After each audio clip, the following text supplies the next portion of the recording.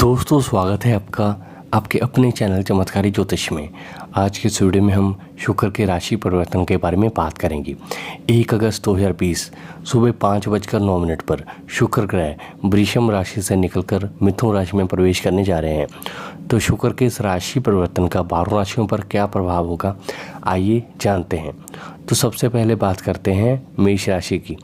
तो शुक्र का गोचर आपकी राशि से तृतीय भाव में होगा। ये भाव साहस, पराक्रम, छोटे भाई बहनों से संबंध होता है। यदि आप रचनात्मक कार्य जैसे अभिनय, संगीत आदि में रुचि रखते हैं तो इस दौरान आपको अपनी कला को प्रदर्शित करने का पूरा मौका मिलेगा। इसके साथ ही आप अपने रचनात्मक कार्य को भी अपने व्यवसाय में बदल सकते हैं। शुक्र के तृतीय भाव में विवरण करने से आपको मनपसंद जगहों पर घूमने का इस दौरान मौका मिलेगा। शुक्र को प्रेम का कारक माना जाता है, इसलिए इस दौरान आपके प्रेम जीवन में सुधार आने की पूरी संभावना है। आप अपने संगी के साथ रोमांटिक पल बिताएंगे। हालांकि आपको शारीरिक रूप से ज़्यादा आत्मिक रूप से अपने संगी से जुड़ने की कोशिश इस दौरान करनी चाहिए। सामाजिक स्तर पर भी इस राशि के लोगों को अच्छे फल मिलेंगे। दोस्तों के साथ अच्छा समय बिता सकते हैं। यदि नवविवाहित हैं तो आपके जीवन में किसी नए मेहमान की दस्तक होने की संभावना है। स्वास्थ्य के लिहाज से ये गोचर अच्छा रहेगा, लेकिन अधिक ठंडा खाना ना खाएं, नहीं तो सर्दी जुकाम हो सकता है। उपाय के तौर पर कोई भी काम शुरू करने से पहले पिता या पिता तुल्य लोगों से सलाह जरूर लें। तो अब बात करते हैं वृषभ राशि की।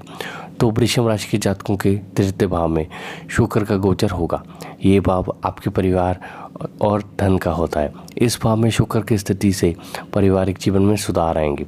अगर आप काम से वक्त निकालकर अपने परिवार के लोगों के साथ वक्त बिताना पसंद करते हैं तो आपके लिए अच्छा है। कहीं घूमने फिरने का प्लान बन सकता है। ये गोचर आपको आत्मबल प्रदान करेगा। अपने विचारों को मूर्त रूप से पूरी आपकी कोशिश होगी। आपकी वाणी में भी मिठास बनी रहेगी, जिससे आपके आसपास के लोग आकर्षित होंगे। किसी करीबी को दी गई आपकी सलाह सही साबित हो सकती है। तृतीय भाव धन का भाव होता है और इस भाव में सौंदर्य के कारक शुक्र का होना ये दर्शाता है कि आप खुद को खूबसूरत दिखाने के लिए इस दौरान खर्च कर सकते हैं। हालांकि हमारी आपको सलाह यही है कि इस दौरान ज़्यादा से ज़्यादा बचत करने की कोशिश करें। इस अवधि में कर्ज लेने या देने से बचें। यदि कला के क्षेत्र से जुड़े किसी व्यवसाय में है, अभिनय, संगीत आदि की शिक्षा ले रहे हैं तो इस दौरान अचानक आपके खर्चों में वृद्धि हो सकती है। हालांकि इससे आपकी आर्थिक स्थिति पर ज़्यादा फर्क नहीं पड़ेगा। कुल मिलाकर देखा जाए तो वृषभ राशि के जातकों के लिए शुक्र का गोचर अनुकूलता लिए हुए है। अगर आप शुक्रवार के दिन हीरा धारण करते हैं तो आपके लिए बहुत ही शुभ फलदायी होगा। तो अब बात करते हैं मिथुन राशि की। तो शुक्र ग्रह का गोचर आपके लगन भाव यानी कि प्रथम भाव में हो रहा है। ये भाव आपकी शरीर, व्यक्तित्व, बुद्धि, सौभाग्य की जानकारी देता है।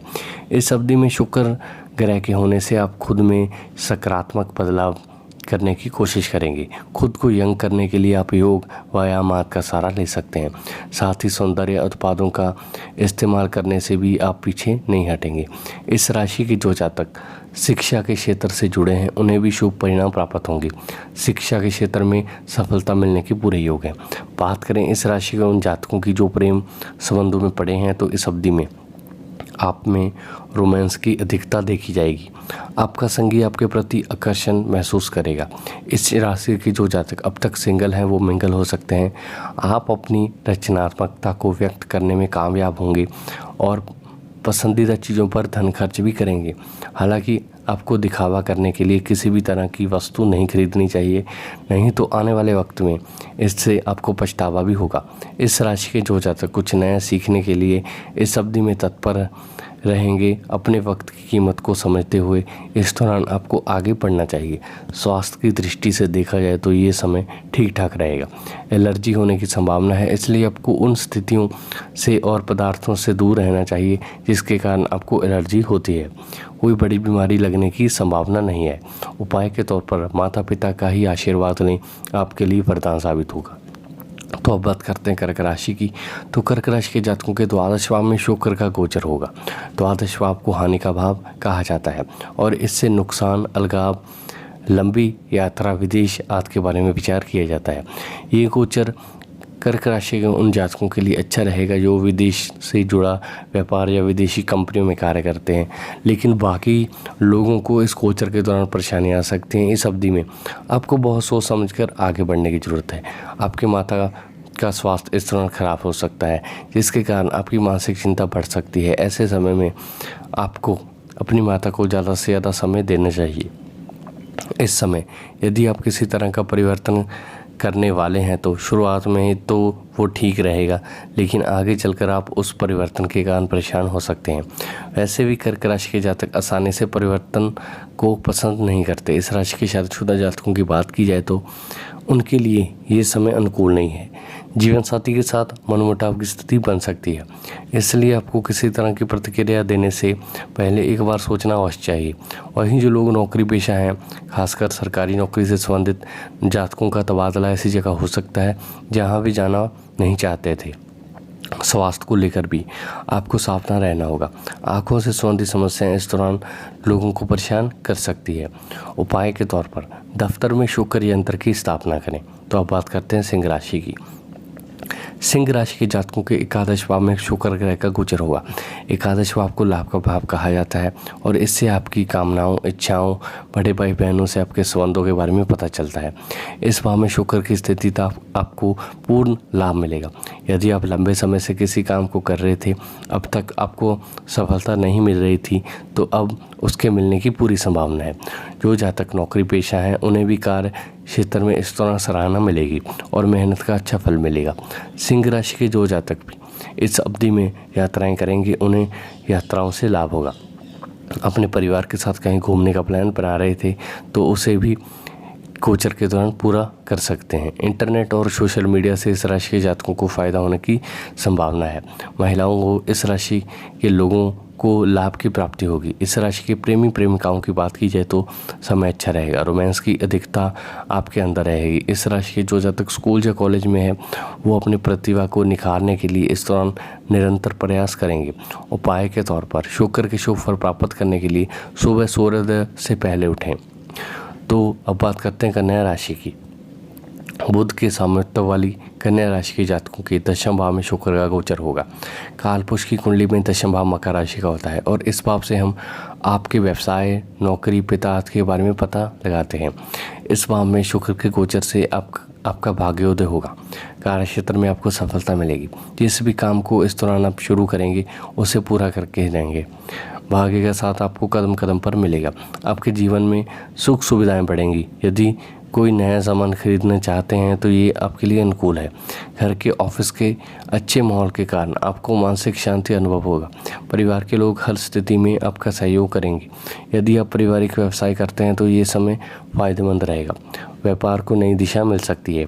इस राशि के जो जातक फिल्म जगत से जुड़े हैं वो भी इस दौरान सफलता अर्जित करेंगे।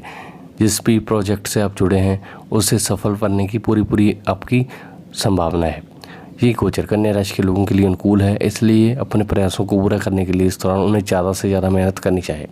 आज की गई मेहनत आपको आपके भविष्य को संवार सकती है। सुबह के समय अगर आप शुक्र बीज मंत्र का जाप करते हैं तो आपको लाभ होगा। तो अब बात करते हैं तुला राशि की। आपकी राशि के नवम भाव में शुक्र का गोचर होगा। नवम भाव धनु राशि का होता है जिसका स्वामी ग्रह बृहस्पति है। कालपुरुष की कुंडली के इस भाव से धर्म, सौभाग्य, लंबी यात्राओं आदि के बारे में विचार किया जाता है। इस भाव में शुक्र के गोचर से आपकी बौद्धिक क्षमता को मजबूती मिलेगी। इस राशि के जो लोग शीर्ष कार्य से जुड़े हैं उनके लिए ये समय बेहद अनुकूल साबित होगा। वहीं विद्यार्थी वर्ग के जातक भी कई कठिन विषयों को समझने में इस दौरान सफल होंगे। आप अपने ज्ञान को लगातार बढ़ाने की दिशा में अग्रसर होंगे। अपने व्यवहार और अच्छी वाणी से आप परिवार के माहौल में भी सकारात्मकता ला सकते हैं। बात करें इस राशि के लोगों के प्रेम जीवन की तो ये समय रोमांच से भरा रहेगा। आप अपने लव मेट के साथ अच्छा समय बिता पाएंगे। जो लोग प्रेम संबंधों को शादी के बंधन में बंधना चाहते हैं वो भी इस तरह सफल हो सकते हैं। हालांकि आपको सुंदरता या शरीर से ज़्यादा अपने साथी से भावनात्मक रूप से जुड़ना चाहिए। इससे आपका रिश्ता और मजबूत होगा। स्वास्थ्य को लेकर इस राशि के जातकों को सतर्क रहने की ज़रूरत है। पेट से जुड़े समस्याएं हो सकती हैं। खुद को फिट करने के लिए रनिंग या व्यायाम करें। तो अब बात करते हैं वृश्चिक राशि की। तो वृश्चिक राशि वालों के लिए शुक्र अष्टम भाव में आ रहे हैं। दाम्पत्य जीवन में कठिनाइयों का सामना करना पड़ सकता है। विशेषकर जीवन साथी की सेहत को लेकर आप चिंतित हो सकते हैं। संभव है कि आप मानसिक तौर पर थोड़ा विचलन महसूस करें। इस समय आप डिप्रेशन में जा सकते हैं, इसलिए साथी के साथ साथ अपनी सेहत का भी ख्याल रखें। अपने आपको दिमागी तौर पर मजबूत बनाए रखें। ध्यान और योग क्रियाएं इससे आपके लिए सहायक होंगी। निर्णय लेने में परेशानी महसूस कर सकते हैं। वित्तीय नुकसान भी आपको झेलना पड़ सकता है। जीवन के हर पहलू पर आपको ध्यान देने की आवश्यकता है। हमारी सलाह है कि किसी विद्वान ज्योतिष से ही आप परामर्श लें। शुक्र का परिवर्तन आपके अष्टम भाव में होने जा रहा है।